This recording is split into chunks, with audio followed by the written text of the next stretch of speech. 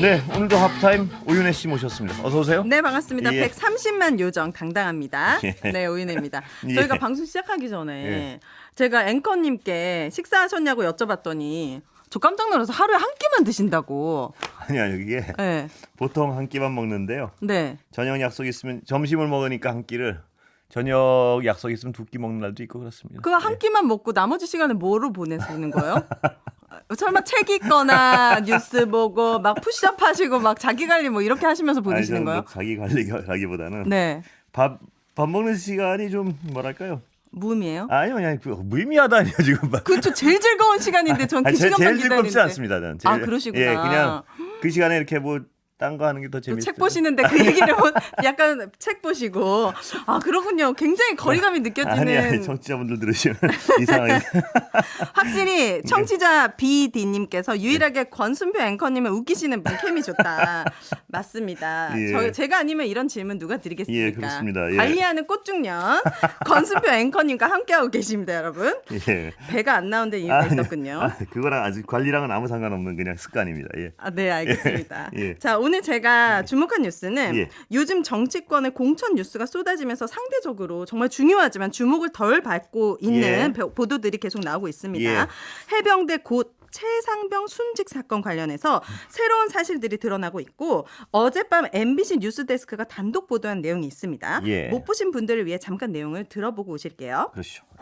작년 8월 21일 국방부 조사본부는 해병대 최상병 사건 재검토 결과를 발표하고 사건을 경찰에 넘겼습니다. 이종섭 당시 국방부 장관은 자신은 중간 보고를 받지 않았다고 강조했습니다. 중간 보고 받은 적은 없습니다. 중간 보도 받은 적은 없다? 예. 그런데 발표 나흘 전인 8월 17일 이 전 장관이 조사본부 간부들을 불러 장관실에서 회의를 연 것으로 확인됐습니다. 40분간 열린 회의에는 유재은 법무관리관과 김동혁 검찰단장도 참석했습니다. 유 관리관은 해병대의 초기 수사 당시 장관 지시를 전달했고 김 단장은 경찰에서 최상병 사건을 되찾아왔습니다. 이게 뭔가 엇갈리는 것 같은데 지난해 국방부가 최상병 사건 재검토 결과를 발표하고 경찰에 넘길 때 예. 당시 이종섭 장관은 중간 보고 받지 않았다고 강조했어요. 예, 그렇습니다. 예. 그런데 당시 장관이 당시 간부들과 회의를 했다고 합니다. 예. 그러면은 보고는 받지 않았고 이 회의는 어쨌든 했다는 게 밝혀진 그렇죠. 거잖아요. 예. 그러면 뭐예요? 중간 보고는 아니었다 이렇게 이종섭 전 그렇죠. 장관이? 그게 뭐냐면 해명은 언제 결과를 발표할지를 논의했다는데 상식적으로 참 믿기 어렵죠. 그 과정에서 전혀 어떤 보고를 안 받고 그동안 해명은 보고를 안 받고 그 결론에 관여를 하지 않았다 이 얘기를 하고 싶었던 거거든요. 근데 네. 회의를 했어요. 이 중요한 상황에 막 국가가 막 떠들썩한 상황에서 회의를 했는데 중간에 영향을 미치지 않았다는 얘기는 잘 상식적으로 받아들이기 어렵죠. 왜냐하면 네. 그 조사본부에서 그 형사처벌 대상을 원래 이 조사본부에서는 누구 이렇게 찍어서 보냈단 말이에요. 네. 근데 그게 뒤집혔어요. 나중에 줄어들었어요. 대령급으로. 그런데 아무도 영향을 미치지 않았다? 모르겠습니다. 이건 뭐 앞뒤가 안 맞는 설명으로밖에 해석할 수 없죠. 그러니까 회의 내용에서 발표할 시기가 중요한 게 아니라 모든 관심사는 그 내용이 그렇습니다. 누구누구를 처벌할 것이냐. 그쵸? 그런데 분명히 그것도 인정했거든요. 뭐냐면 처벌 대상을 명시하지 말라 그랬다는 거예요. 장관이 한 말씀은 아니지만 물론. 네.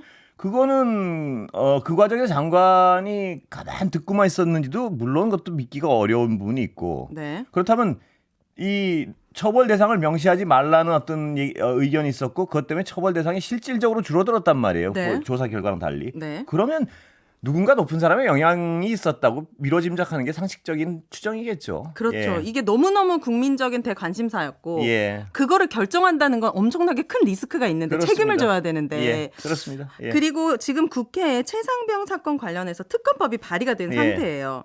그런데 저는 또 걱정이 되는 것이 대통령이 거부권을 또 생사할 수도 있는 거잖아요. 지금까지 대통령이 여러 가지 어떤 다른 법안에 대해서 그 거부권 행사한 전례를 보면 네. 이번에도 그럴 가능성이 크겠죠. 예.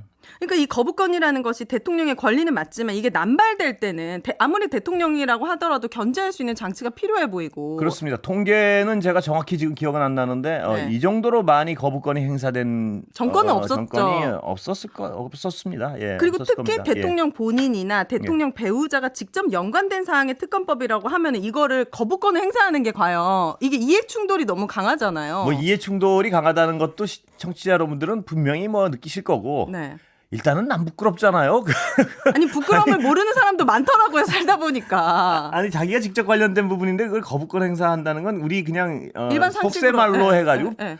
좀 그렇잖아요. 그쵸. 그거는 아니 다른 어떤 정치적 사안에 대해서는 그것도 어떤 사회적 약자에 대한 부분이나 이런 부분들은 정말 거부권 행사에 약간 정말 신중을 기해야 되는데 네. 본인 어떤 가족이나 그쵸. 왜냐하면 당사자. 이분이 어떤 이래서 예전에 조국 장관 수사, 전 정권의 부패 뭐 이런 걸 명분으로 수사를 강하게 잘하셔가지고 네. 대통령이 되신 분 아니에요. 근데 본인 가족은 거부권 행사한다? 이건 앞뒤가 안 맞는다는 건 뭐 네. 분명한 일인 것 같아요. 그건. 예. 윤석열 대통령보다 거부권 사례가 더 많은 대통령이 있었군요. 있군요. 예. 이승만 전 대통령이 45회로 가장 많았고. 예. 그 다음으로 많으신 분이 노태우 전 대통령. 예. 이명박 대통령은 1회, 예. 박근혜 2회, 노무현 전 대통령 6회. 문재인 전 대통령 거부권을 행사하지 않았습니다. 예. 아까 수정하겠습니다. 제가 틀렸네요. 네. 이승만 전 대통령이 45회. 아니 45회까지 우리가 어떻게 상상할 수가 있습니까? 노태우 전 대통령 7회. 노무현 네. 전 대통령 6회. 이명박 1, 네. 박근혜 전 대통령 2회. 문재인 대통령은 하지 않았다. 네. 예. 이게 팩트입니다. 예. 자, 조국 전 장관은 한동안 그런데 제가 여기다 네네. 한마디 네.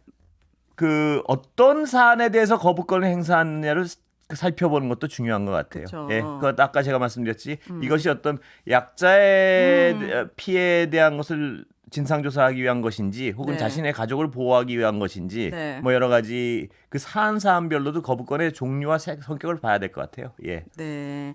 자, 조국 전 장관은 한동훈 비대위 위원장을 향해서 예. 최상병 특검법에 대해서 어떻게 생각하는지 찬성할 건지 반대할 건지 대답해야 된다. 예. 또 이렇게 주장하기도 했습니다.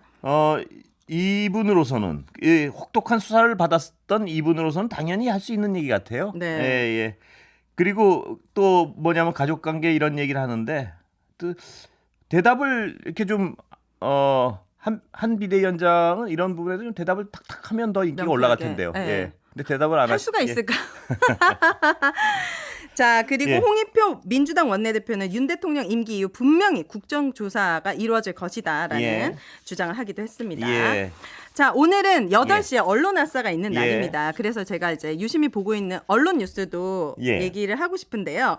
그 YTN이 지난해 흉기 난동 사건을 보도하면서 이동관 당시 방통위원장 후보 사진을 잘못 내보낸 일이 있었고 예. 이동관 전 방통위원장이 YTN 측을 명예훼손 혐의로 고소를 했는데 예. 오늘 결과가 나왔습니다. 경찰은 혐의 없음으로 불송치했습니다. 예. 그래서 그것과 관련해 가지고 YTN 지부 고한석 지부장은 예. 언론사 기자들의 휴대전화 압수수색 영장까지 신청해 가며 예. 떠들썩하기 시작한 수사의 초라한 결말이다. 예. 경강부의 억지 고소의 사필 규정이다. 이렇게 비판을 했습니다. 예.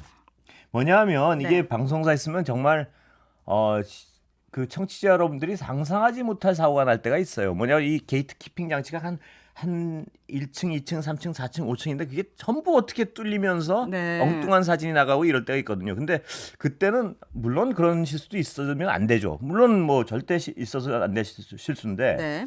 그때 약간 판단에 있어서 감안해야 될 부분은 과연 고의성이 있느냐 여부일 겁니다. 그렇죠. 아마 그 고의를 저지름으로써 무엇을 얻으려 하고 방송사가 얻을 수 있는가. 예. 네. 그런데 정말 저도 이 방송사에서 방송 기자 생활을 오래 했지만 실수가 일어날 때는 네. 야 어떻게 너도 못 보고 나도 못 보고 음. 그거 못 봤어 막 이런 정도로 그 사고가 그래서 나는 거겠죠. 이게 저희 게이트 키핑 장치가 여러 개 있거든요. 네. 이 네. 실수를 가지고 자막 실수를 명예훼손으로 법적 그러니까요. 대응하는 거. 그분을 그 네. 명예훼손을 이렇게 강하게 대응하는 어떤 관성이 있는 것 같아요. 요새는 보면. 그러니까요. 예. 이게 이제 언론 탄압이나 예. 언론 장악으로까지 갈 수 있는데 이제 YTN 지부와 우리 사주 조합이 방통위를 상대로 집행정지 소송에 들어갔어요. 예. 왜냐하면 YTN의 최대 주주로 이렇게 승인하는 이게 되게 중요한 사항이잖아요. 예. 근데 대통령 추천의 2인 체제 방통위에서 이거를 심사했단 말이죠. 예. 그렇기 때문에 법원도 공영방송은 시민들의 것이잖아요. 예. 그렇기 때문에 잘 판단해 주시기를 예. 저도 당부해 드립니다. 2인 체계가 이게 어떻게 된 부분이 있죠? 방통위에서 대통령 추천으로 류일임 예. 류일임 맞나? 그러니까 2인 체제로만 이제 졸속 심사가 이루어졌거든요. 예. 그러니까 요게 이제 유진 ENT 최대 주주로 승인을 하게 된 거죠. 예. 심사도 굉장히 졸속으로 이루어졌고. 그래서 요 소송이 집행정지 소송이 지금 진행 중입니다. 예. 네. 그래서 한 분이 돌아오셨죠? 예.